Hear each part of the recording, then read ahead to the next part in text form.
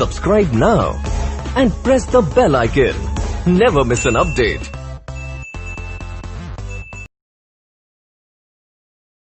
साथियों, YouTube के कलाम education point channel पर आपका हार्दिक स्वागत है।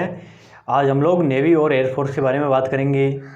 ये इंडिया की डिफेंस फोर्सेज का एक पार्ट है, नेवी एंड एयरफोर्स।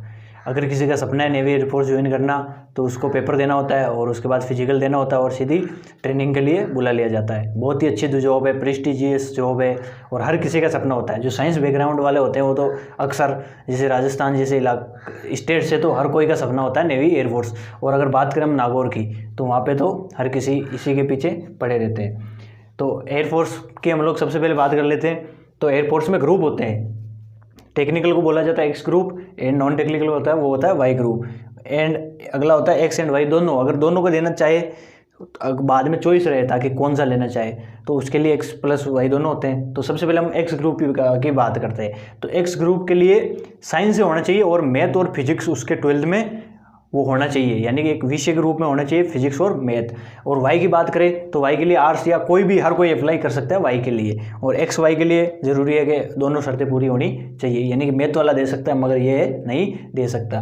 तो एक्स ग्रुप में क्या होता है, इंग्लिश होती है। इंग्लिश के 20 क्वेश्चन आते हैं और फिर होता है मैथ्स के 25 क्वेश्चन आते हैं और फिजिक्स के 25 क्वेश्चन आते हैं। तो ध्यान रखना है कि यहाँ पे जो 60 मिनट होती है, यानी इंग्लिश के 20 क्वेश्चन के लिए हमें 20 मिनट मिलती है, मैथ्स के 25 क्वेश्चन के लिए भी 20 मिनट मिलती है और फिजिक्स के 25 क्वेश्चन के लिए भी 20 मिनट मिलती है। यानी कि ये गैप में होता है, पहले इंग्लिश का होगा, उसके बाद फिजिक्स का होगा और उसके बाद मैथ्स का होता है। यानी तीनों की साथ नहीं मिलेगी आपको 60 मिनट, अलग अलग 20-20 मिलेगी।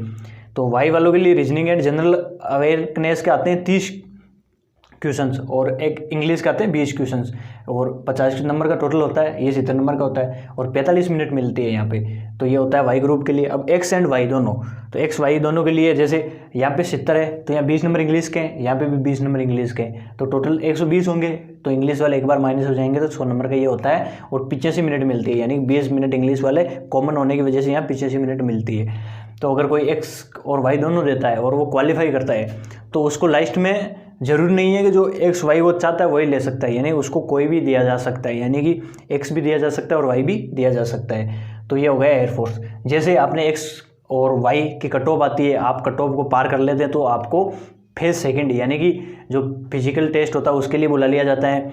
तो कट ऑफ के आधार पे, जैसे मान लो जैसे 70 नंबर की है, मान लो कट ऑफ गई 35 और आपके मान लो 40 नंबर है, यानी कि लगभग आपके सिलेक्शन होने के चांस है। क्योंकि अगर 35 कट ऑफ है, 36 आपके मार्क्स है, तो हो सकता है कि जो फाइनल मेरिट है उसमें आपका नाम ना हो, वेटिंग लिस्ट में भी आ सकता है। तो अगर आपके जैसे 5-7 नंबर ज़्यादा हो तो आपको फिजिकल के लिए जाना होता है, श्योर होकर आराम से फाइनल लिस्ट में नाम आ जाएगा।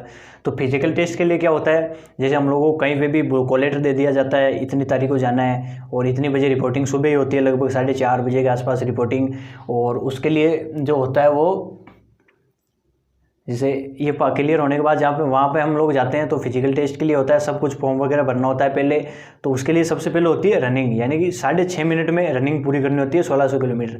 जैसे हम लोग रनिंग पूरी कर लेते हैं, उसके बाद हमसे कुछ फिजिकल होते हैं, जैसे पुशअप होती है और जैसे स्क्वेट होती है और जैसे वो निकाली जाती है 3 होती है। पहले होती है पुशअप और उसके बाद होती है उठने बैठने वाला और उसके बाद होती है वो।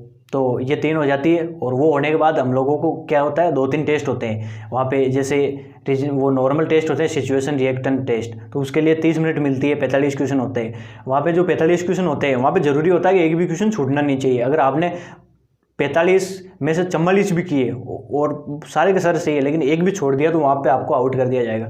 आपको सारे के सारे करना अनिवार्य होता है और सारा करने के बाद होता है जीडी, यानी कि ग्रुप डिस्कशन। ग्रुप डिस्कशन के लिए 45 को बैठा दिया, जैसे 15 को बैठा दिया जाएगा, फिर सबको एक एक पेज दिया जाएगा। पेज में से टॉपिक लिखा होता है, हमको पढ़ना होता है आराम से और उसके बाद वो सारे से पेज ले लेते हैं। फिर सबको एक एक को बोलना होता है पहले, जैसे खुद का इंट्रोडक्शन देना होता है और टॉपिक पे बोलना होता है, यानी कि 30 सेकंड हमें खुद का इंट्रोडक्शन देना होता है और 30 सेकंड में टॉपिक पे बोलना होता है, 1 मिनट मिलती है।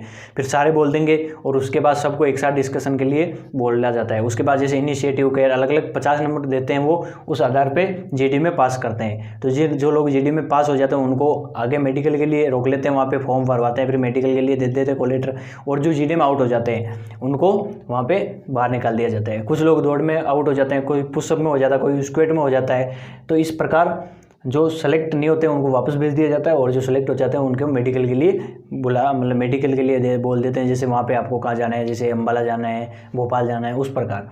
तो ये होती है एयरफोर्स। एयरफोर्स से बाद में हम लोग एयरमैन बनते हैं, यानी तो फिर आता है नेवी। नेवी में 2 होता है, SSR सेलर होता है, और एक होता है AA यानी कि आर्टिफिशियल अप्रेंटिस, यानी कि जिसमें इंजीनियरिंग लेवल का जो काम होता है वो होता है, उसमें BTech करवाई जाती है।